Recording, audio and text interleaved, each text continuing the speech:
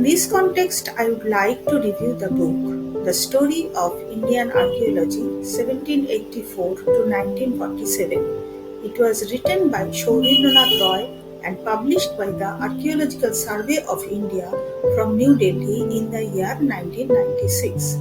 The Story of Indian Archaeology, 1784 to 1947, was first published in 1961 as part of the celebrations of the Archaeological Survey of India's centenary. The book was in many ways the first truly engaging and accessible account of the pioneering scholars' painstaking research and discoveries that defined archaeology in India from the time of the Orientalists to Indian independence. Indian archaeology has a long and eventful history. This book tried to depict the important events from 1784 up to the independence of India. It is a long period, so only selective events have been recorded in this book. The book is distributed in 11 chapters.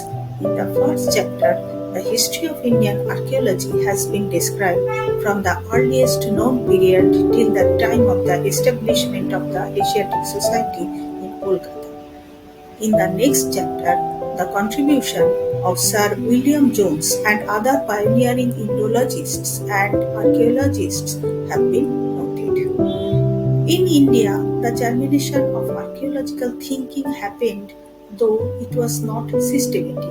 However, the endeavors of James Prinsep for archaeological investigations helped harness together all isolated efforts in the field, which are discussed in this third chapter.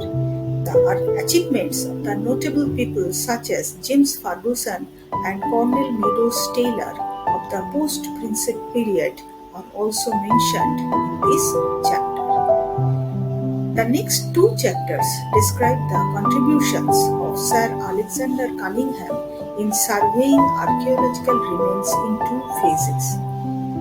The following chapter deals with the activities of James Burgess.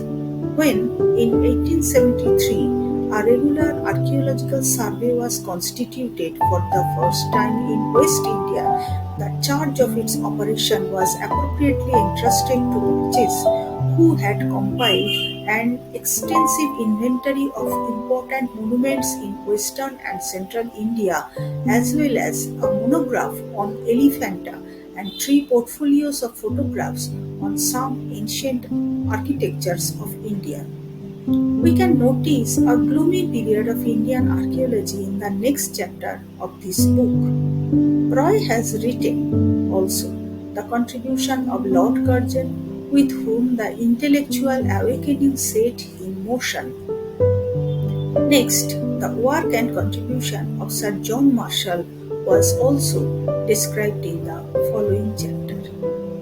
The post-Marshall epoch was also enumerated in the book.